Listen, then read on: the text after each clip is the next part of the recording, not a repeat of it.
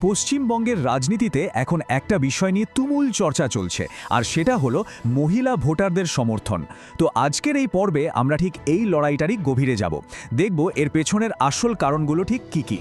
আচ্ছা, প্রথমে একটা সংখ্যা দেখা যাক। 2,21,00,000। ভাবছেন হয়তো হঠাৎ এই সংখ্যাটা কেন? আসলে এই সংখ্যাটা বুঝতে পারলেই না পুরো রাজনৈতিক সমীকরণটাই পরিষ্কার হয়ে যাবে। আজকের আলোচনার একেবারে কেন্দ্রে কিন্তু রয়েছে এই সংখ্যাটাই। তো এই 2,21,00,000-এর রহস্যটা কি? আসলে এর পেছনে রয়েছে একটা বড় ফ্যাক্টর, লক্ষ্মীর ভাণ্ডার। চলুন এবার এটাই একটু ভেঙে দেখি, মানে কিভাবে এই একটা প্রকল্পই রাজ্যের রাজনীতির খেলাটা ঘুরিয়ে দিচ্ছে। ব্যাপারটা খুব সহজ। লক্ষ্মীর ভাণ্ডার হলো রাজ্য সরকারের একটা স্কিম, যেখানে বাড়ির মহিলা কর্ত্রীদের অ্যাকাউন্টে সরাসরি একটা মাসিক ভাতা ঢুকে যায়। আর জানেন এই সুবিধাটা কতজন পাচ্ছেন? সেই 2,21,00,000 মহিলা। মানে বুঝতেই পারছেন, এটা রাজ্যের সবচেয়ে বড় ওয়েলফেয়ার প্রজেক্টগুলোর একটা হয়ে দাঁড়িয়েছে। আর ঠিক এই কারণেই এই প্রকল্পটা এখন শাসক দলের জন্য একটা দুর্ভেদ্য রাজনৈতিক দুর্গের মতো হয়ে উঠেছে। বিরোধীদের বক্তব্যটা কি? তাদের মতে এই বিশাল সংখ্যক মহিলা ভোটার ভোটের ফলাফলে একটা বিরাট প্রভাব ফেলছেন, আর এটাই তাদের জন্য একটা অনেক বড় চ্যালেঞ্জ। তাহলে প্রশ্নটা হলো, বিজেপির কাছে এই চ্যালেঞ্জটা মোকাবেলা কৌশলটা কি? চলুন এবার সেই দিকেই নজর ফেরানো যাক। দেখুন, বিরোধীদের কিন্তু চেষ্টার কমতি ছিল না। শোনা যাচ্ছিল প্রায় 1 কোটি বাংলাদেশি আর রোহিঙ্গা অনুপ্রবেশকারীর নাম ভোটার তালিকা থেকে বাদ দেয়া হবে, কিন্তু সেটা হয়নি। আবার ইলেকশন কমিশনের শুনানিতেও সাধারণ মানুষের বিরক্তিই বেড়েছে। আসলে মমতা ব্যানার্জির প্রকল্পগুলো এতটাই জনপ্রিয় যে সেগুলো প্রায় প্রত্যেকটা ঘরে ঘরে পৌঁছে গেছে।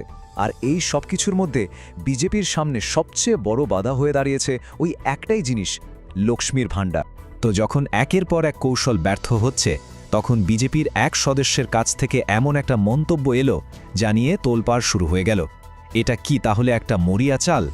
পরিস্থিতি এতটাই জটিল হয়ে পড়েছিল যে এই মরিয়া প্রচার একটা সাংঘাতিক দিকে মোড় নেয়। রাজনৈতিক তর্কবিতর্ক এমন একটা পর্যায়ে পৌঁছায় যে সোর্স অনুযায়ী একে তালিবানি ফতোয়ার সঙ্গেও তুলনা করা হয়েছে। ঠিক কী বলা হয়েছিল? পশ্চিম মেদিনীপুরের বিজেপি রাজ্য কমিটির সদস্য কালীপদ সেনগুপ্ত প্রকাশ্যে বলেন, আমি কোট করছি, আমি সেই সব পরিবারের স্বামীদের বলছি, ওই মায়েদের ঘরে বন্দি রেখে দেবেন। ভোটটা দিতে হবে পদ্ম ফুলে, জোড়া ফুলে নয়। অর্থাৎ তৃণমূলকে নয়, ভোটটা বিজেপিকে দিতে হবে। স্বাভাবিকভাবেই এই মন্তব্যের পর রাজ্য রাজনীতিতে একটা ঝড় ওঠে। আর এই সুযোগটা তৃণমূল কংগ্রেস হাতছাড়া করেনি। তারা সঙ্গে সঙ্গে এর তীব্র প্রতিক্রিয়া জানায়। তাদের বক্তব্য ছিল, এটা শুধু একটা মন্তব্য নয়, এটা গণতন্ত্র আর মহিলাদের ওপর সরাসরি আক্রমণ। ব্যাস, এই নিয়েই তারা পুরো ন্যারেটিভটা নিজেদের দিকে ঘুরিয়ে নেওয়ার চেষ্টা শুরু করে। তাহলে লড়াইটা কোথায় গিয়ে দাঁড়ালো? একদিকে বিজেপির তরফ থেকে বলা হচ্ছে মহিলাদের ভোট দেওয়া আটকাতে হবে, আর অন্যদিকে তৃণমূল এটাকে পাল্টা প্রচারের অস্ত্র হিসাবে ব্যবহার করছে। তারা বলছে এটা মহিলাদের স্বাধীনতার ওপর হামলা, এটা গণতন্ত্রকে হাইজ্যাক করার চেষ্টা, আর এর মধ্যে দিয়ে তারা প্রমাণ করতে চাইছে যে বিজেপি আসলে নারী বিরোধী। তৃণমূলের সর্বভারতীয় সাধারণ সম্পাদক অভিষেক বন্দ্যোপাধ্যায় তো আরও এক ধাপ এগিয়ে ভবিষ্যৎবাণী করে বসলেন। তিনি বললেন, এই মন্তব্যটা বিজেপির জন্যই বুমেরাং হবে। তার কথায় 2026 সালে বিজেপি যাদের বন্দী করে রাখতে চাইছে, সেই লক্ষ লক্ষ মহিলারাই ভোট কেন্দ্রে গিয়ে নারী বিরোধী বিজেপিকে চিরতরে বিদায় দেবে। মানে সোজা কথায়, যাদেরকে আটকানোর চেষ্টা করা হচ্ছে তারাই বিজেপির বিরুদ্ধে ভোট দিয়ে জবাব দেবে। তো এই মন্তব্যের ফল কি হলো? স্বাভাবিকভাবেই চারিদিকে ব্যাপক সমালোচনা শুরু হলো, আর বিজেপিকে রীতিমতো ড্যামেজ কন্ট্রোলে নামতে হলো। তারা বেশ রক্ষণাত্মক একটা অবস্থানে চলে যায়। সোর্স বলছে, সাধারণ মানুষের মধ্যে এর একটা বিরাট নেতিবাচক প্রভাব পড়ে।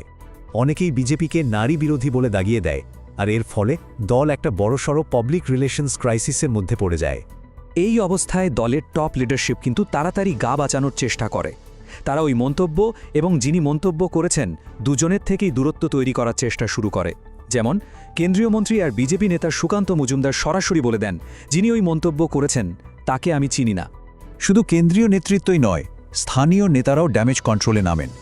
ঘাটাল বিজেপির সাংগঠনিক সভাপতি তন্ময় দাসের কথা শুনুন। তিনি বললেন, তারা দেশের নাগরিক, তারা অবশ্যই ভোট দিতে যাবেন। নারী বিরোধী মন্তব্য আমরা সমর্থন করছি না। মানে কালীপদ সেনগুপ্ত যা বলেছিলেন, এটা তো তার একেবারে উল্টো কথা। পুরো ঘটনাটা কিন্তু আমাদের একটা খুব জরুরি প্রশ্নের সামনে দাঁড় করিয়ে দেয়। আচ্ছা, এই যে জনকল্যাণমূলক প্রকল্প, এগুলো কি সত্যি সত্যি নারী ক্ষমতায়নের জন্য, নাকি ভোটের রাজনীতির একটা নতুন হাতিয়ার? একজন ভোটারের নিজের ইচ্ছায় ভোট দেওয়ার স্বাধীনতা আর একটা রাজনৈতিক দলের জেতার লড়াই, এই দুটোর মধ্যেকার সূক্ষ্মরেখাটা ঠিক কোথায় হওয়া উচিত? প্রশ্নটা কিন্তু ভাবার মত।